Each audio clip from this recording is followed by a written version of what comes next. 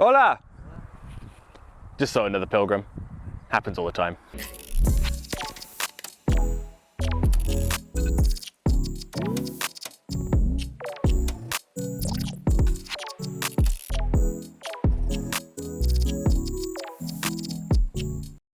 You're here with Ben, and today we're in the beautiful city of Seville. We're here for a 5-day hiking pilgrimage along the Via de la Plata. We're going to take you through all of the ins and outs of hiking a Spanish Camino. Each day, we'll also be covering a specific logistical topic. Those are going to be Spanish, luggage, the weather, and just being a pilgrim. Before we take you on that journey with us, let's cover some basics. What exactly is a Camino? It directly translates to just path. What we really mean is the network of long-distance trails put together for the pilgrimage towards Santiago de Compostela. Hiking these paths, therefore, has always been really popular with the religiously minded, but as of late, they've also been getting really popular with different types of outdoor adventurers and enthusiasts alike. And that's simply because every 20-odd kilometers is going to be another town. So most pilgrims simply wake up in a town, walk and sleep in another, making it significantly easier than having to bring all your own camping gear and whatnot. Unfortunately, I'm not going to be able to make it to Santiago. I only have 5 days to shoot this video and do as much hiking as I can. It's going to be a long day of walking and it's already too late now. So we're going to start bright and early tomorrow. I'll see you on the trail.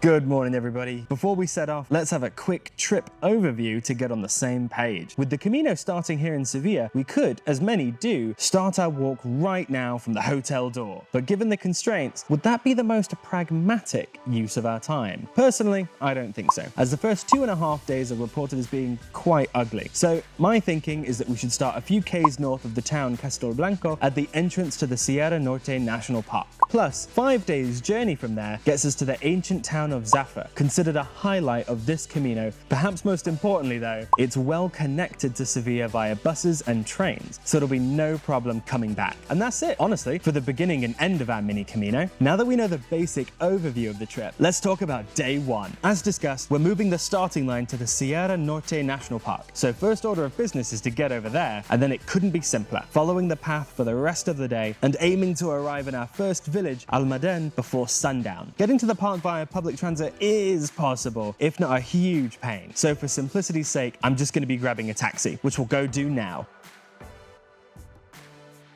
I didn't realize I was going to have to be this flexible this early in the trip. Problem is, there are no taxis in the area because there's a marathon today. So we're going to have to take some public transportation to where the taxis might be and just hope that works out.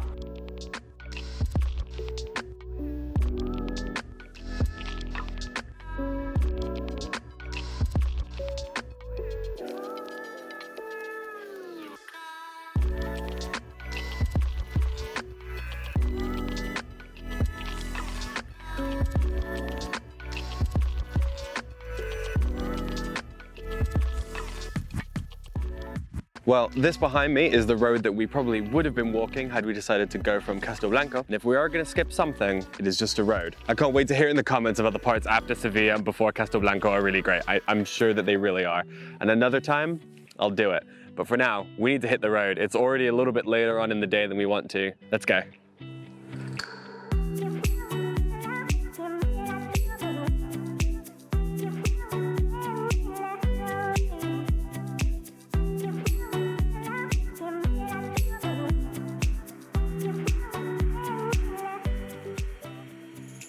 Quick update, everybody. We've been walking for about 2.5 hours now, and as you might be able to hear, the wind has picked up just a tiny bit, so I want a bit of protection from all those elements. There's not a lot of options in terms of shade or protection from wind, except for something we found. Little old abandoned house. Hopefully the tenants don't mind if we stop by for lunch. I don't expect them to provide anything.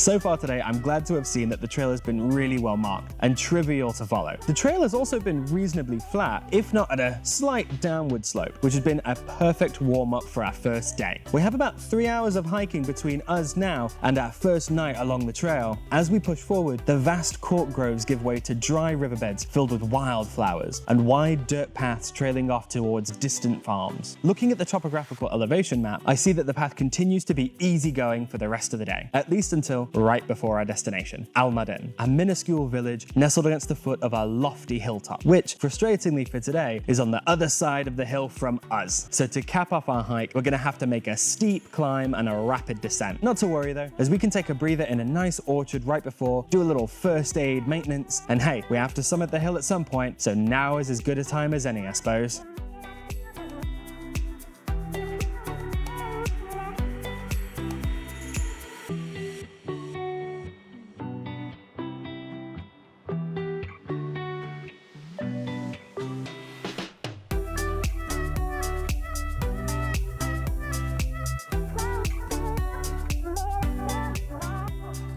That is not a bad view, if I do say so myself. And what a way to end day one of this hiking adventure. It's about 5:30 now, so math being super easy, we've been hiking for 5 hours and 30 minutes. And then I've just been hanging out up here for probably a good half an hour already, just looking and thinking about what we've been doing. It's awesome. But now, all that's left is for us to continue on down the path for maybe about 20 minutes as we hike off of this hill and into Almaden. Let's go.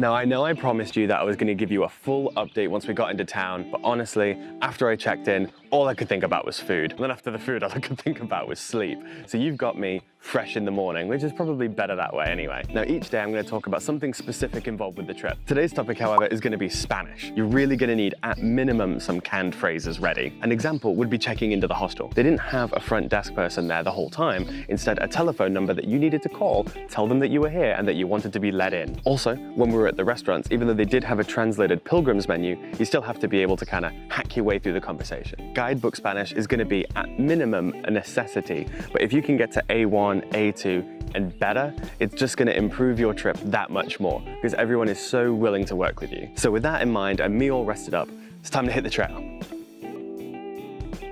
Getting back on the trail today feels fantastic, as I'm happy to report no muscle aches or soreness from yesterday. And since I'm feeling great, that means there's nothing in my way from enjoying this hike, which I'm super excited for. Today's route to Jara should be very similar to yesterday's, as we complete the second half of our journey through the Sierra del Norte National Park, which means it will be beautiful as we wind through lush groves and riverbeds. That being said, there's one key addition: farms. You see, Jara sits at the edge of the park, and as the wilder landscapes give away to larger shady pastures, we will naturally walk near or directly through active farms, which was a little unexpected, honestly. Keeping that in mind, you'll need your wits about you, staying especially aware and respectful of the local farm animals. Always take breaks in appropriate locations, as this is their home after all. We're just walking through it.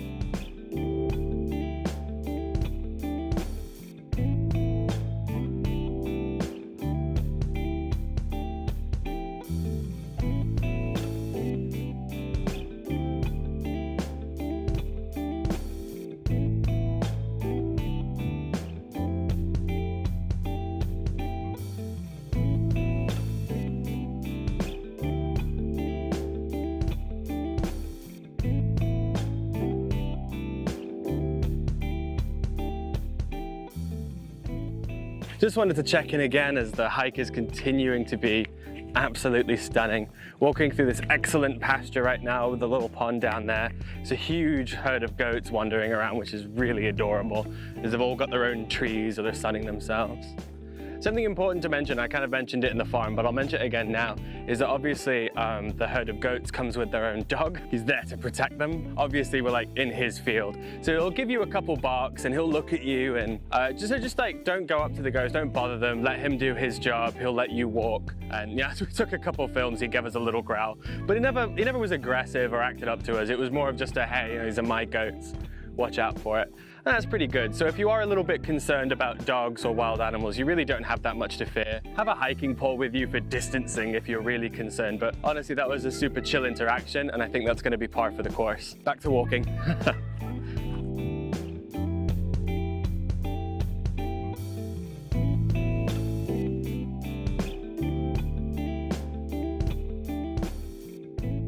Well, do I have a pro tip for you? You see, checking the elevation map as often as I do, you'd think I would have thought to make sure we take a lunch break before today's elevation gain. But alas, no. Instead of stopping in a lovely meadow by the river before the path became steep, as you should, we pushed on, not realizing there would be nowhere nice to stop until after our descent on the other side. It was grueling. The path up there is bone dry, offering no shade and no lush grass in which to sit, making for a pretty tragic and uncomfortable lunch spot. With the only way being through, we soldiered on, eating a lunch unworthy of filming, and then made our descent out of the national park onto a long gravel road. It'll still be another 2 hours down this road until we get to our destination, but at least the sides of the road are lush and break-worthy. Next up, Hara.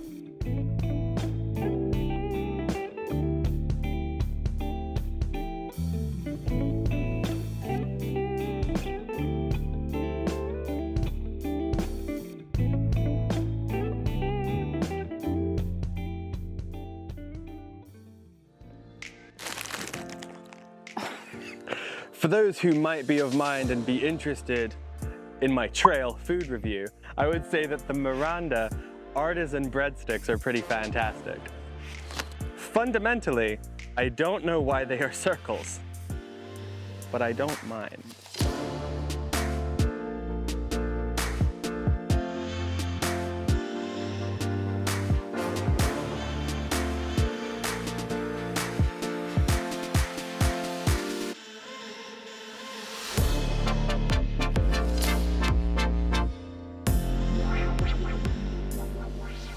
Okay, so please do forgive me if the video is a bit too noisy right now. We're going to be filming this at sunset. I figured it might be pragmatic though to talk about some of the other logistics that we're working with right now. More specifically, the fact that we're going to be using a porter tomorrow. You see, Camille's ankle isn't feeling so hot after all the elevation that we did today, and since tomorrow is going to be the most elevation of any of the days, we're going to have one of our bags taken from our current hostel to the next one. During the height of the season, it only costs about €5, though for us it's costing 20 because we're the only ones here and having to send an entire taxi to go take it there. It's a little wasteful, but if your ankle's not feeling good, it's way better than scrapping the whole journey whatsoever. And with the hike I mentioned tomorrow already being the most difficult yet, I'm not 100% sure if I'm gonna be able to get you any footage or talk to you in the morning, because I'm gonna need to get out on that trail. For now though, I'm gonna go check out this castle, go to the supermarket before it closes, and eat some food before promptly going to sleep as early as possible. Talk to you later.